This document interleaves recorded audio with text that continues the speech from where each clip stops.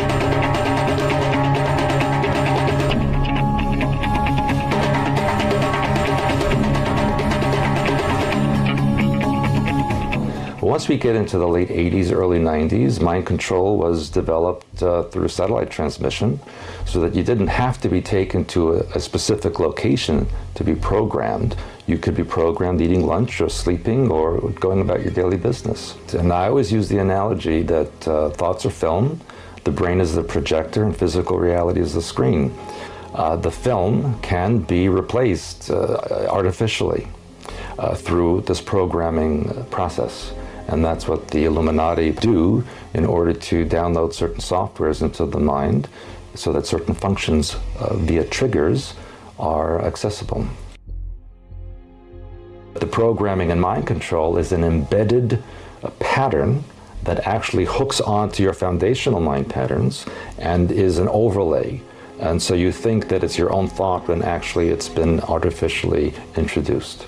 When they take what we call a programming icon that have very specific softwares running, and they put them before a camera, or they have music that's on the radio or in a movie, what have you, those who are programmed to follow that icon will do the same. Look what happened when Britney Spears shaved her head. Next day, thousands of people around the world shaved their head. They did it because their icon did it, so they had to do it. The pineal gland produces a drug called adrenochrome. And if they extract that adrenochrome, it becomes a very powerful chemical that can be used for programming. Also, the energy or the components of the atomic structure of this adrenochrome can be downloaded into a software that can be then enhanced, boosted, transmitted to satellites, and then radiated down through scalar waves to a particular person, place, or thing, or to genetic groups, or to entire countries. And that's how they also are able to enhance their control systems. You know, in 1988, President Reagan was very happy to announce that the entire planet was ringed by satellites so that there was no place on Earth that would be considered remote anymore. But what he didn't say to complete the statement was that every place was now controllable. All mind control could be transmitted to anywhere on the Earth, no matter how isolated it was. It's a new world order. It's a global order. It doesn't matter what country you go to, where you think you're going to hide. The transmissions are there.